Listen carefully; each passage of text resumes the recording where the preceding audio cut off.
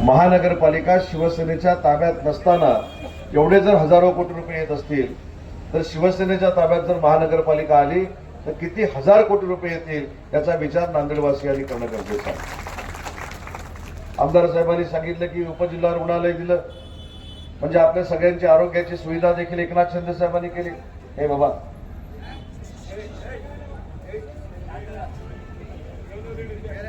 उपजिल्हा रुग्णालय देखील आदरणीय एकनाथ शिंदे साहेबांनी दिलं. कृषीच्या संदर्भातला न्याय देखील माननीय एकनाथ शिंदे साहेबांनी दिला. त्याच्यामुळे एकनाथ शिंदे साहेब ज्याच्या मागे उभा आहेत त्या आमदाराचा आणि त्या शहराचा विकास झाल्याशिवाय थांबत नाही हे महानगरपालिका याच्या अगोदर माननीय एकनाथ शिंदे साहेबांनी सिद्ध करून दाखवलेलं आहे. परवा एक सभा झाली. मी कोणावरही टीका करायला या ठिकाणी आलेलो नाही, पण मागच्या सत्तेनं काय केलं हे खऱ्या अर्थानं आदरणीय मुख्यमंत्री महोदयांनी नांदेडवासियांना सांगितलेलं आहे. त्यांनी स्वतः सांगितलं की मागच्या सत्तेमध्ये विकासाची कामं झाली नाहीत. मागच्या सत्तेमध्ये विकासाच्या नावावर अनेक गोष्टी करण्यात आल्या, परंतु नांदेडकरांना विकास मिळाला नाही. प्रचंड पद्धतीनं डुकराचं साम्राज्य या संपूर्ण परिसरामध्ये आहे हे मुख्यमंत्री महोदयांनी सांगितलं. ज्या परिसरामध्ये दुर्गंधी आहे हे देखील मुख्यमंत्री महोदयांनी सांगितलं. याचा अर्थ मागच्या सत्तेमध्ये नांदेडकरांचा विकास झाला नाही हे स्वतः मुख्यमंत्र्यांनी सांगितल्यानंतर आता याचा विचार नांदेडकरांनी करणं गरजेचं आहे. आज जर माननीय मुख्यमंत्री महोदयांनी हे सांगितलं असेल तर आपली जबाबदारी आहे की जी सत्ता गेली 50 वर्ष या नांदेडमध्ये होती त्या सत्तेला बाजूला ठेवून दुर्गंधी बाजूला करणारी सत्ता म्हणजे शिवसेनेची सत्ता आणि धनुष्यबाणाची सत्ता या नांदेडमध्ये आपण आणली पाहिजे. आणि तीच विनंती करण्यासाठी एकनाथ शिंदे साहेबांच्या वतीनं या ठिकाणी मी उपस्थित आहे. आज महिला भगिनी हजारोंच्या संख्येने इथं आहेत. ज्या ज्या ठिकाणी माननीय एकनाथ शिंदे साहेबांच्या नेतृत्वाखाली आम्ही प्रचाराला जातो तिथं पुरुषांपेक्षा दुप्पट संख्येनं महिला भगिनी उपस्थित असतात. याचं एकच कारण आहे, माननीय मुख्यमंत्री एकनाथ शिंदे साहेब असताना तुमच्यासाठी जी योजना आणली त्या योजनेचं नाव मुख्यमंत्री माझी लाडकी बहीण योजना. त्याचा फायदा होतो की नाही आपल्याला? आपल्या संस्कृतीमध्ये आपण वर्षातनं एकदाच भाऊबीज करायचो. आपला भाऊ वर्षातनं एकदाच भाऊबीजेला आल्यानंतर तो ओवाळणी द्यायचा.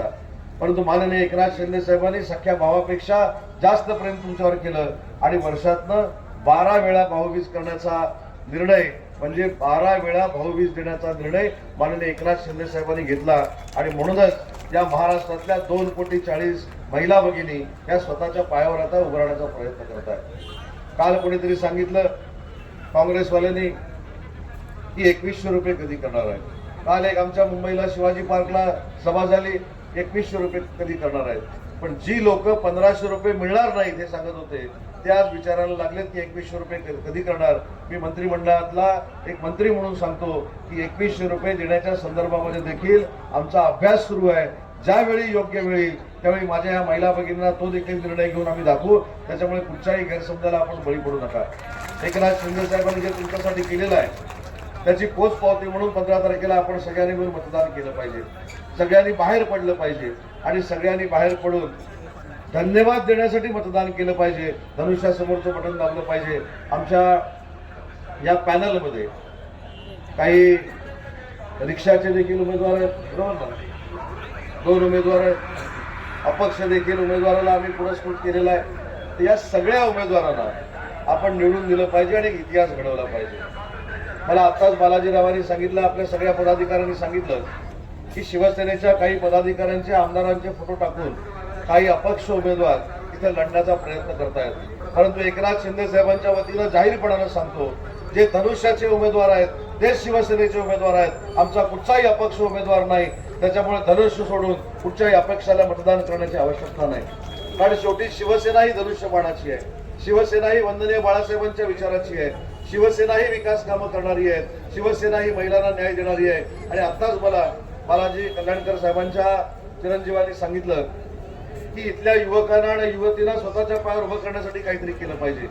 मी आपल्याला राज्याचा उद्योग मंत्री म्हणून शब्द देतो की निवडणूक झाल्यानंतर 1 महिन्याच्या आत मुख्यमंत्री रोजगार निर्मिती योजनाचा एक फार मोठा रोजगार मेळावा या परिसरामध्ये लावला जाईल आणि इथल्या युवकांना आणि युवतींना स्वतःच्या पायावर उभं करण्यासाठी माझ्या उद्योग विभागामार्फत प्रयत्न केला जाईल. त्यांनी सांगितलं इथे कौशल्य विकासाचं केंद्र पाहिजे. भविष्याच्या 1 वर्षामध्ये या ठिकाणी कौशल्य विकासाचं केंद्र उभं करण्याची जबाबदारी देखील त्यांचा एक सहकारी म्हणून उद्योग मंत्र्याने स्वीकारलेली आहे. हा देखील शब्द मी नांदेडकरांना देतो.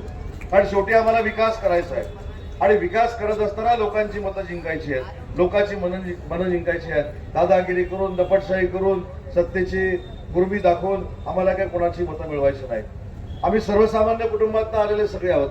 मी असेल, माझ्या घरामध्ये देखील कोण आमदार नव्हतं, खासदार नव्हतं, मंत्री नव्हता. तसं आमच्या बालाजीरावांच्या घरामध्ये देखील आमदार, मंत्री, खासदार कोण नव्हतं. अशा लोकांना, सर्वसामान्यांमधनं मोठं झालेल्या लोकांना नांदेडकरांनी निवडून दिलं पाहिजे, त्यांच्या पाठीशी उभं राहिलं पाहिजे. मी अनेक भाषणामधनं बालाजीरावांचं नाव महाराष्ट्रामध्ये घेतो. बालाजीराव तुम्हाला माहिती आहे की नाही मला माहित नाही. ज्या मी महानगरपालिकेच्या निवडणुकांच्या प्रचाराला गेलो तिथं आवर्जून मी कल्याणकर साहेबांचं नाव घेतलं. कशासाठी घेतलं? एक सर्वसामान्य कुटुंबातला माणूस नगरसेवक झाला आणि नगरसेवक झाल्यानंतर माननीय एकनाथ शिंदे साहेबांच्या ताकदीवर तो आमदार झाला. हे महाराष्ट्रातलं पहिलं उदाहरण आहे. म्हणजे नगरसेवक देखील आमदार होऊ शकतो. सर्वसामान्य कुटुंबातला मोठा झालेला नगरसेवक हा राज्याच्या विधानसभेमध्ये जाऊ शकतो. हे जर आम्हाला कोणी दाखवून दिलं असेल तर ते बालाजी कल्याणकरांनी दाखवून दिलं. आणि त्यांचा एक मी किस्सा सांगतो की ते आमदार कसे झाले हे फार शिकण्यासारखं आहे. सर्वसामान्यांचा माणूस म्हणजे काय असतो हे त्यांच्याकडनं शिकण्यासारखं आहे. त्यांनी सगळे पाणी सोडणारे लाईनमन एकत्र केले होते, बरोबर ना? हे मला हल्ली कळलं. म्हणून ही स्ट्रॅटेजी, हीच रणनीती मी रत्नागिरी शहरामध्ये वापरली आणि माझे 32च्या 32 नगरसेवक निवडून आले. त्यांनी मला किस्सा सांगितला होता. त्यांच्याकडे ऍक्टिव्हा ना, मोटरसायकल ऍक्टिव्हा. लाईन मधला पाणी सोडायला सांगायचं आणि पाणी जसं पाईपलाईन मधनं जातं तसं ऍक्टिव्हा घेऊन आपण प्रत्येकाच्या घरात जायचं आणि मामीला सांगायचं पाणी आलं, ताईला सांगायचं पाणी आलं, काकीला सांगायचं पाणी आलं. ताईला, काकीला, मामीला वाटायचं की कल्याणकरांनीच पाणी सोडलं आणि कल्याणकरच पाणी घरात घेऊन आले. परंतु हे सर्वसामान्याचं काम आहे. ज्याला पाणी मिळत नाही, ज्याला आरोग्याची व्यवस्था मिळत नाही, त्याला आरोग्याची व्यवस्था देणं आणि त्याला स्वतःला न्याय देण्याची भूमिका स्वतःला न घेता समोरच्याला न्याय देण्याची भूमिका घेणं हे बालाजी कल्याणकरांनी केलं. आणि म्हणूनच माननीय शिंदे साहेबांच्या नेतृत्वाखाली ते 2दा आमदार झाले. कोणाला वाटलं होतं का की नांदेडमध्ये एवढी सभा होईल? कोणाला वाटलं होतं की नांदेडमध्ये एवढ्या महिला भगिनी शिवसेनेच्या सभेला जमतील? पण ही परिवर्तनाची नांदी आहे. करपलेली भाकरी परतवण्याचा निर्णय मला असं वाटतं की नांदेडकरांनी घेतलेला आहे. आणि म्हणून मगाशी जे बालाजीराव तुम्ही सांगितलं की आपल्याला विश्वासात घेतल्याशिवाय नांदेडला कोणच महापौर होऊ शकत नाही आणि तो महापौर शिवसेनेचाच होईल हा देखील विश्वास माझ्यासारख्या कार्यकर्त्याच्या मनामध्ये आहे. आणि म्हणून पुढचे आता 72 तास महत्वाचे आहे. 72 तासामध्ये काय काय गोष्टी घडू शकतात हे माझ्यापेक्षा नांदेडकरांना चांगलं माहिती आहे. आणि म्हणून नांदेडकरांनी चांगल्या पद्धतीनं डोळ्यात तेल घालून आमच्या पदाधिकाऱ्यांनी काम करण्याची आवश्यकता आहे. 8 जागा, 15 जागा, याच्यापेक्षा 40च्या 40 जागा कशा निवडून येतील यासाठी आपण पुढच्या 72 तासामध्ये प्रयत्न करणं गरजेचं आहे. जो निधी दिलेला आहे माननीय एकनाथ शिंदे साहेबांनी तो देखील लोकांपर्यंत पोहोचवणं गरजेचं आहे. विकासाचा निधी कसा, परत शब्द मागे घेतो. एकनाथ शिंदे साहेबांनी दिलेला निधी लोकांपर्यंत पोहोचवायचा, याचा अर्थ एकनाथ शिंदे साहेबांनी जी विकासाची निधी देऊन कामे केलेली आहेत ती लोकांपर्यंत पोहोचवायची आहेत आणि लोकांकडनं आपल्याला मतं मिळवायची आहेत. आमचे अपक्ष उमेदवार आहेत, त्यांना आम्ही पाठिंबा दिलेला आहे. आमचे आरपीआयचे उमेदवार आहेत, ते आमच्या सोबत आहेत, त्यांना देखील आपण सगळ्यांनी मिळून निवडून दिलं पाहिजे. आज आपल्याला अजून एक महत्वाची गोष्ट सांगतो. सर्वसामान्यांचा उमेदवार म्हणजे काय असतो?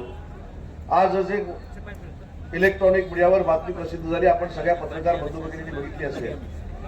मुंबई महानगरपालिका ही जगातली सगळ्यात मोठी महानगरपालिका आहे. मुंबई महानगरपालिकेचं बजेट म्हणजे एखाद्या राज्याचं बजेट आहे. त्या महानगरपालिकेचा नगरसेवक म्हणजे आमदारापेक्षा मोठा असतो असं म्हटलं जातं. पण आजची सकाळची मुलाखत जी जर बघितली असेल तर महिला भगिनींना अभिमान वाटेल अशी मुलाखत आहे. एकनाथ शिंदे साहेबांनी सुवर्णाताई गवस नावाच्या एका महिला भगिनीला, जी रस्त्याच्या बाजूला बसून भाजी विकते, भाजी विक्रेती आहे, तिला महानगरपालिकेचं नगरसेवक करायचं ठरवलंय आणि 100% आमची सुवर्णाताई धनुष्यबाणावर त्या ठिकाणी निवडून येणार आहे. हे खऱ्या अर्थानं महिलांसाठी केलेलं शिवसेनेनं आणि एकनाथ शिंदे साहेबांनी केलेलं काम आहे. त्याच्यामुळे महिलांना न्याय देणं, तरुणांना न्याय देणं, वरिष्ठांना मान सन्मान देणं ही आमची सगळ्यांची जबाबदारी आहे. आणि ही जबाबदारी पार पाडत असताना प्रशासनाची साथ त्याच्यामध्ये असली पाहिजे, प्रशासन त्यांच्याबरोबर असलं पाहिजे. म्हणून व्यासपीठावरचे सगळे आमचे महानगरपालिकेचे जे उमेदवार आहेत त्यांना आपण महानगरपालिकेमध्ये पाठवावं एवढीच विनंती करतो. धनुष्यबाणासमोरचं बटन दाबून, रिक्षाच्या समोरचं बटन दाबून फार मोठं मताधिक्य आमच्या उमेदवारांना मिळून द्यावं आणि समोरच्याचं डिपॉझिट घालवावं एवढीच विनंती आणि आव्हान जमलेल्या माझ्या बंधू भगिनींना करतो. जास्त वेळ भाषण करत नाही, कारण मला इथून परभणीला जायचं आहे आणि परभणीचं भाषण करून पुन्हा मुंबईला 3:30 वाजेपर्यंत पोहोचायचं आहे. त्याच्यामुळे विजयी मिरवणुकीमध्ये बालाजीराव, तुम्ही जरी मला बोलवलं नाही तरी नाचायला मी इथे येणार आहे, चिंता अजिबात करण्याची गरज नाही. आणि त्यावेळी तुम्ही बघाल उदय सामंत पण किती चांगला डान्स करतो. पण इथं आल्यानंतर मला कळलं की बालाजीरावांनी अशी दाढी आणि केस का वाढवले ते आता मी जाताना त्यांना विचारतो. काय पण केलाय, काय निश्चय केलाय, काय विचारतो. आणि तो कशासाठी मग हा पण पूर्ण करण्यासाठी शिवसेना तुमच्या पाठीशी आहे. कुठच्याही अपक्षाला आमचे फोटो टाकलेत म्हणून मतदान करू नका एवढीच विनंती करतो. धनुष्यबाणालाच मतदान करा एवढीच विनंती करतो आणि माझं मनोगत संपवतो. जय हिंद, जय महाराष्ट्र.